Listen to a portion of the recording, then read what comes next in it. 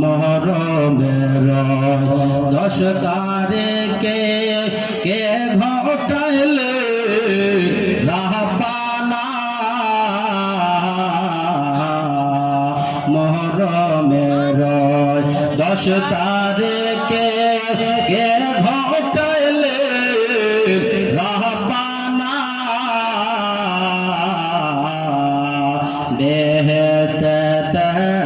লটে কান্দে বেহেশতে লটে কান্দে আলী আর মা ফাতেমা আল্লাহুম্মা সাল্লি আলা সাইয়্যিদিনা মাওলানা মুহাম্মদ ওয়া আলা আলি সাইয়্যিদিনা মাওলানা মুহাম্মদ ওগো আল্লাহ দয়া করো নাসিব করো মদিনা ওগো আল্লাহ দয়া করো নাসিব করো মদিনা যে মদিনাতে জেগে আছেন যে মদিনাতে জেগে আছেন যিনি রহমাতাল লিল আলামিন আল্লাহুম্মা সাল্লি আলা সাইয়্যিদিনা মাওলানা মুহাম্মদ ওয়া আলা আলি সাইয়্যিদিনা মাওলানা মুহাম্মদ সাল্লাল্লাহু তাআলা আলাইহি ওয়াসাল্লাম খুতবার পরে পরে হাদিস ও কুরআন থেকে আয়াত তেলাওয়াত করেছি। ইনশাআল্লাহ এই আয়াতকে সামনে রেখে আপনাদের সম্মুখে বলবো, তার আগে ছোট্ট করে গজল পড়ে আমি বক্তব্যের দিকে আগে বাড়াবো। ব্রাদার ইসলাম যিনারা বাড়িতে এদিক ওদিকে আছেন চলে আসেন কিছুক্ষণের মধ্যেই ইনশাআল্লাহ। দূর থেকে মেহমানে রাসূল এসেছেন, আপনার কিছুক্ষণের মধ্যে চলে আসবেন। আপনারা তাড়াতাড়ি করে স্টেজের সামনে চলে আসেন। আরে রাসূল মেরে কে এহলো হবে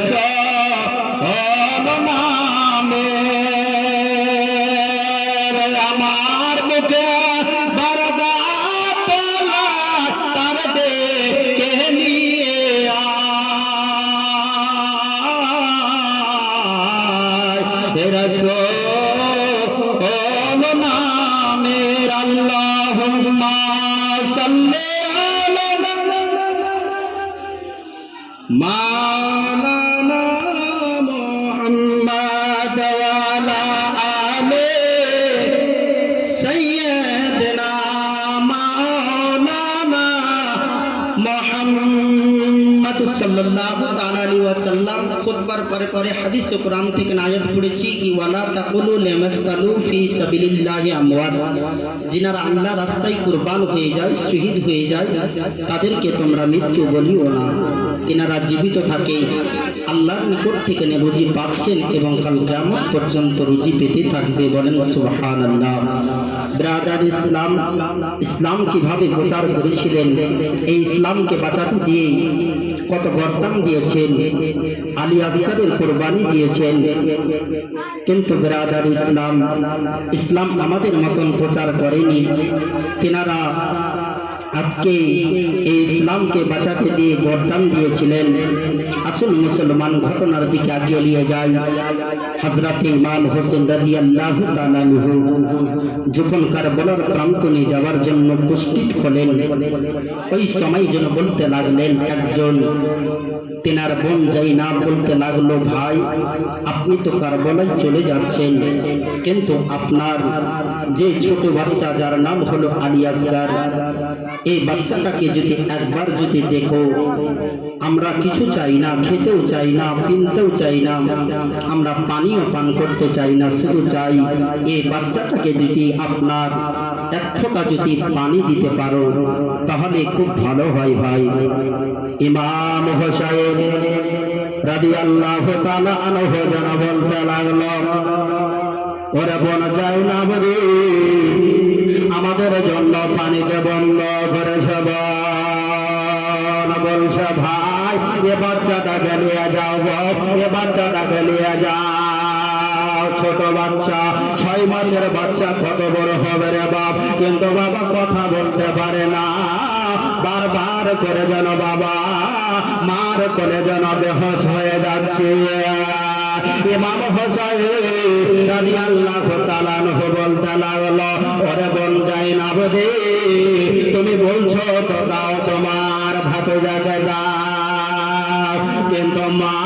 যেন সাহেরা বানো বাবা, বাচ্চাটাকে নিয়ে যেন বসে আছি। বলতে লাগলো, স্বামী গো, আমি হলাম ইমান দাসের বাদশার বেটি, কিন্তু আপনার কাছে কিছু চাই না, শুধু চাই আপনার যেটা ছোট বাচ্চা যার নাম হলো আলী আসগার, স্বামী গো, এ বাচ্চাটাকে যদি পানি দিতে পারো তাহলে আমাদের মনটা যেন আনন্দিত হবে। কেন রে বেবি বলতে লাগলো, স্বামী গো, আমরা সব সইতে পারি গো, ঘরের ভিতরে খিমার ভিতরে যেন দেখছে বাবা একটা 22 বছরের বেটা যার নাম হলো আবেদিন জয়নাল, বারবার করে জমিনে যেন বসে যাচ্ছে আর বলছে, ফুফু যাইনাব গো, আমাকে একটু পানি দাও, আমাকে আল্লাহ কাছে দাও, আমাকে একটু পানি দাও। কিন্তু আমরা পানি চাই না, আমরাও পানি চাই না গো আব্বা, আপনার ছেলে ওই আলী আসগারকে একবার পানির ব্যবস্থাটা করো। আমরা কিছু চাই না, শুধু পানি একটু ওই ছোট বাচ্চাটার জন্য একটু ব্যবস্থা করে দেন হুজুর। দাও, বাচ্চাটাকে কোলে দিল আর একটা 7 থেকে 8 লিটার একটা মস্তক দিল বাবা, আর বলল, আমাকে বাচ্চাটা দাও। বাচ্চাটা যেমন কোলে লাওয়া, যেমন বাচ্চাকে ছোট বাচ্চাকে যেন ঘাড়ে লিয়ে লাই, ওরকম ছোট বাচ্চাকে ঘাড়ে নিল বাবা, আর ঘাড়ে লিয়া আর যেন ঘোড়ায় বসে গেল, যেমন বসে গেল আর যেন বাবা আস্তে আস্তে যেন ফোরাত নদীর দিকে যেতে লাগলো, চলে যায়। কিন্তু ছোট বাচ্চা বাপের ঘাড়ে বলছেন, আব্বা আমাকে আলাতাস পানি দিয়ে দাও, আব্বা আমাকে একটু পানি দেন। এই বারবার কথাটা বলছেন। ইমাম হোসেন ফোরাত নদীর ধারে পৌঁছে গেলেন ছোট বাচ্চাকে নিয়ে, কিন্তু দেখছেন 22,000 সৈন্য বাহিনীরা সবাই যেন ফোরাত নদীকে ঘেরাও করে নিয়ে আপনার তরবারি নিয়ে বসে আছে। ইমাম হোসেন বলল, ওগো ভাই শোনো, আমাদের জন্য সাদকাও হারাম, আমাদের জন্য ফিতরাও হারাম, আমরা কিছু চাই না, কিন্তু তোমরা নিজের চোখে বাচ্চাটাকে একবার দেখো, এই বাচ্চাটাকে একটু যদি পানি দিলে খুব ভালো হয়ে যায়। এক জমিদার, একজন গাদ্দার বলে উঠল, ওগো ইমাম হোসেন, তোমার বাচ্চাকে পানি দিব না, এমন পানি দিব জীবনে আর পানি কিছু চাইবে না। ইমাম হোসেন জানালিতে এসে গেল, আর জানালিতে যেমন আসার পরে ওই বাচ্চাটাকে যেন বলতে লাগলো, বেটা রে, বড় বেটা, দেখ দেখলে রে বেটা, ওরে বেটা আলী আসগার রে, একবার গলাটাকে মজবুত করে ধর, আর মজবুত করে ধরে নিয়া এই ফুরাত নদীতে যাব বেটা। ইমাম হোসেন 22,000 সৈন্য বাহিনীকে বাবা এত জোরে যেন ঘোড়া চালালো বাবা, ফুরাত নদীতে যেন নেমে গেল। আর যেমনে নেমে যাওয়া, যেমনে বাচ্চাটাকে নিয়ে নেমে গেল, এদিকে বাবা ছোট বাচ্চাটা যেন বুক ভরা পানি লিয়া যেন বলছেন, আব্বা গো আমাকে একবার হাতে করে পানি দাও, আব্বা গো আমি সব সইতে পারি গো আব্বা, কিন্তু আমাকে পানিতে দেখার পরে আমার আরো যেন পিপাসা বেড়ে গেল, আব্বা গো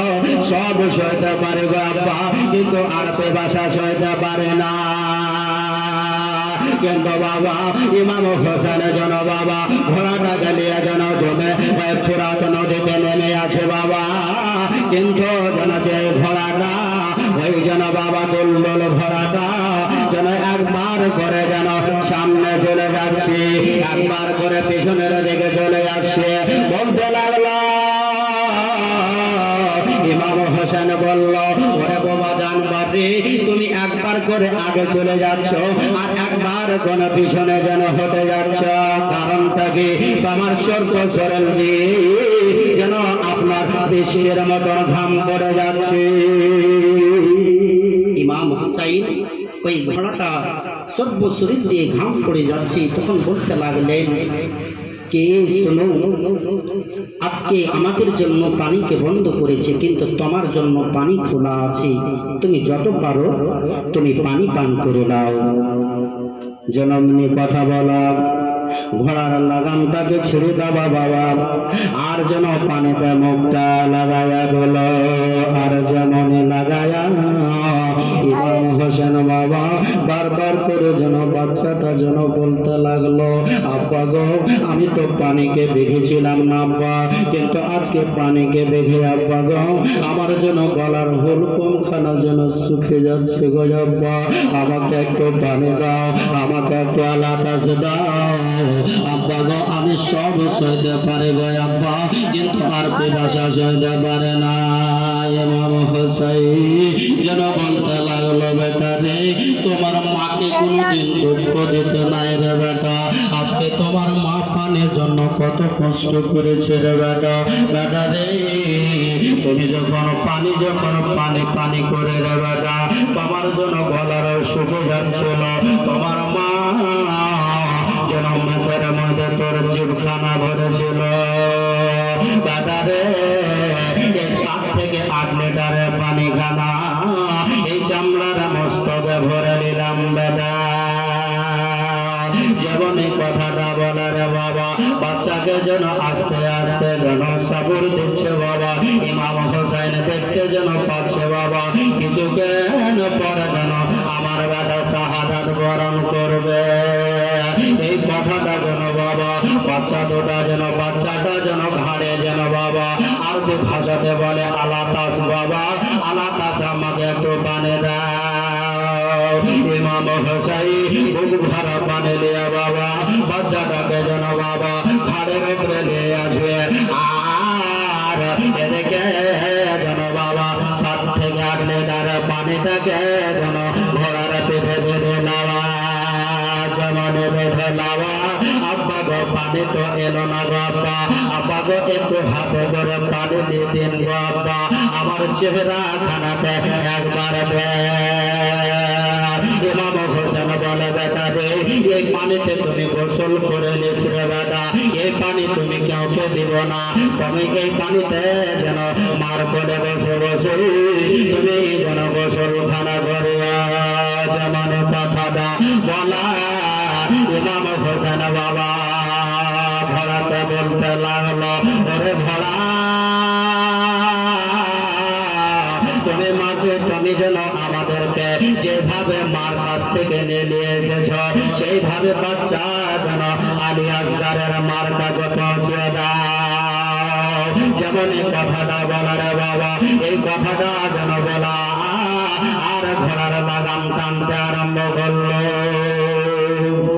ঘোড়ার লাগাম ধরে টানছি কিন্তু ঘোড়া যেন পানি থেকে মুখ তুলে না ইমাম হোসেন বলল আজকে তুমি কি এজিদের ঘোড়া কেন তুমি পানি আপনার ঠান্ডা পানি পেয়ে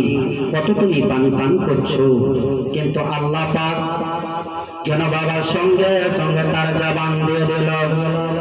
যেমনই জবানটা বাবা বলতে লাগলো ওগো আমার ইমাম হোসাইন আমি এজিদের ঘোড়া নয় আমি হলাম যেন বিশ্ব নবীর নাতির ঘোড়া আপনার যেন একটা বেয়াদবি করেছি হুজুর কি এমন বড় বেয়াদবি করলা বলছে হুজুর আপনার যে ঘাড়ে যে একটা 6 মাসের বাচ্চা কিন্তু যে কথা বলতে জানে না যার উপরে নামাজ ফরজ হয়নি যার উপরে কিছু ফরজ হয়নি বাবা শিশু বাচ্চা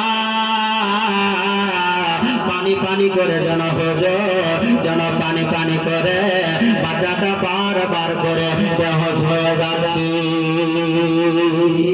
হুজুর আমি কি আজকে ঠান্ডা পানিতে মুখ তুলে গিয়েছি কিন্তু হুজুর খোদার কসম খেয়ে বলছি আমি একটুও পানি পান করিনি হুজুর ওই বাচ্চাটা যদি পানি না পান করে তো আমি কেন পানি পান করব ইমাম হোসেন বললেন যাও তোমাকে আমি ক্ষমা করে দিলাম যাও তুমি আমাদেরকে যেইভাবে মার কাছ থেকে নিয়ে এসেছিলে ওইভাবে আপনার আমাদেরকে পৌঁছিয়ে দাও আমাদেরকে সেইভাবে ক্ষমাতে পৌঁছিয়ে দাও কিন্তু বাবা ইমাম হোসেন আস্তে আস্তে আস্তে করে নিয়ে বাবা ঘোড়াকে নিয়ে যেন ফোরাত নদীর ধারে এসে গেল আর এদিকে একজন দুষ্ট চার যার নাম হলো হরবোলা পাপী যার দিলে কোনো দয়া ছিল না মায়া ছিল না বাবা যার বাড়ি হলো মুলকের স্বামীর দিকে বাবা খাকে কারবালা কেতাবের মধ্যে পড়েছি বাবা শহীদে কারবালাতে পড়েছি খুতবাতে মুহররম কেতাবে পড়েছি বাবা আজকে যেন বাচ্চাটাকে নিয়ে যেন বাবা ফোরাত নদীতে যেন বাবা এমনি করে বাচ্চাটাকে ঘাড়ে নিল আর ঘাড়ে নিয়া ফোরাত নদীর ধারে যেন দাঁড়িয়ে আসলো কিন্তু হরবোলা পাপী বাবা যার দিলে কোনো দয়া ছিল না মায়া ছিল না ওই হরবোলা পাপী যেন বাবা বলল হরবোলা পাপী বাবা এই বাচ্চাটাকে তোমাকে কতল করতে হবে এমন যেমন কথা বলল কিন্তু ইমাম হোসেন কিন্তু বাচ্চাটাকে নিয়ে আছে বাবা আস্তে আস্তে করে ফোরাত নদীর দিকে উঠে ধারে উঠলো কিন্তু বাবা যেমনি উঠে যাচ্ছে কিন্তু ওই হরবোলা পাবে বাবা হীরকচন্দ্র জহর বিস্মা খানো আপনার তীরখানা নিয়ে এমন একটা তীর যেন বাবা এমন একটা তীর নিশানা করে বলল এমন একটা নিশানা করলো যেন হাওয়ার গতিতে যেন তীরখানা চলে আসছে আর যেমনে তীরটা চলে আসছে রে বাপ যেমনে তীরটা চলে আসছে আস্তে আস্তে যেন পানির মস্তকে লেগে গেল আর যেমনে মস্তকে লেগে যাওয়া যেন মস্তকটা ফেটে যেন পানি পড়তে আরম্ভ হলো ইমাম হোসেনের বাচ্চা বলে যেন আব্বা গো আমাকে পানি তো সব পড়ে যাচ্ছে গো আব্বা আমাকে একটু পানি দেন গো আব্বা আপনি যে বললেন আব্বা তোর নামের পানি কেউ দেবে না রে বেটা রে কিন্তু আব্বা সমস্ত পানি যেন পড়ে যাচ্ছে গো আব্বা, আপনাকে একটু হাতে করে দিয়ে পানি দাও, আমাকে একটু হাতে করে দেওয়া পানি দাও, আমাকে একটু যেন ভুল করে দাও। যেমনই কথাটা বলা রে বাবা, ইমাম হোসেনের জন্য বলতে লাগলো, বেটা রে আজকে আমি চোখে চোখে দেখতে পাচ্ছি রে বেটা, তোমার নামের পানি দুনিয়ার পানি নাই রে বেটা, আমার নানা জান হাউজে কাউসারের পানি দিয়ে আছে বেটা, জান্নাতের পানি দিয়ে আছে বেটা। এই বেটা তুমি আজকে দুনিয়ার পানি পান করিও না বেটা, তুমি দুনিয়া আর পানি আল্লাহুম্মা সাল্লি মাওলানা মুহাম্মদ ওয়া আলা আলি সাইয়্যিদানা মাওলানা আমদের নবী মোদের পাপের লাগে আর মোদের পাপের লাগে আর কেন্দা কেন্দে সাপরে তোমার সঙ্গে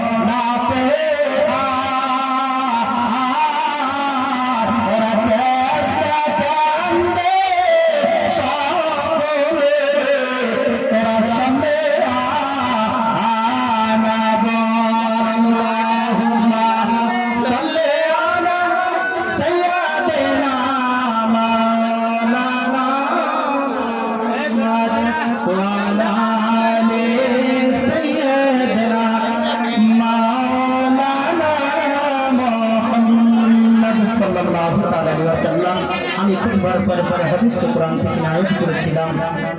ওয়ালা তাকুলু লিমান তালু ফি সাবিলিল্লাহি আমওয়াত, যারা আল্লাহর রাস্তায় কুরবান